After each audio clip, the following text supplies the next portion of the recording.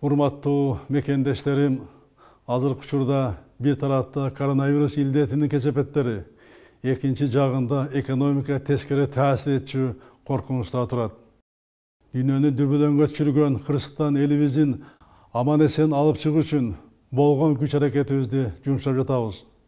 Илдеттин жайлуусуна бөгөт коюу, жарандарыбыздын ден соолугун жана өмүрүн сактоо үчүн өзгөчө кырдаал жана өзгөчө абал режимдерди киргиздик.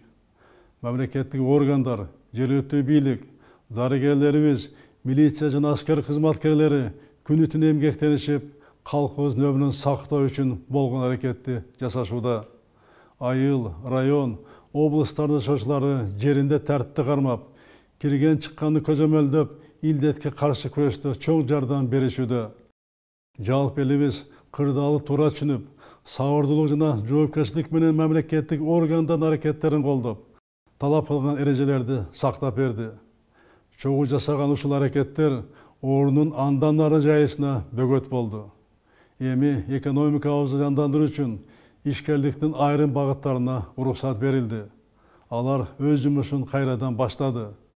Мындан ары бардык тармактар боюнча бизнестин ишмердигин акырындап ордуна келтирүүгө муктажбыз.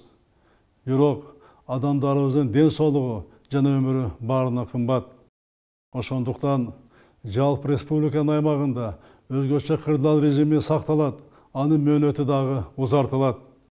Өзгөчө абал режимин алынып салынса да, ар бирибизден катуу тартипти сактоо, санитардык гигиеналык эрежелерди бекем кармануу талап кылынат.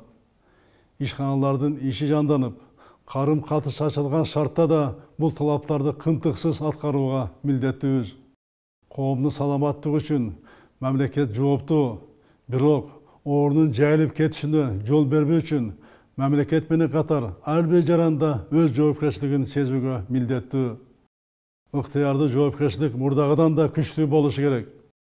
Иш берүүчүлөр жана жергиликтүү бийлик чогуу аракет кылып, зарыл чаралардын баарын аткаруусу абзел. Коомдун, өзүбүздүн, балдарыбыздын, жакындарыбыздын ден соолугу жана өмүрү үчүн мамлекет менен чогуу ар бирибиз жоопкерчиликти моюнга ала турган учур келди. Баарыңыздарга бүгүнкүгө чейин тартипти сактап, медициналык талаптарды аткарганыңар үчүн терең ыраазычылык билдирем. Мындан ары да бекем тартип, биримдик менен бул аракеттер улантылат.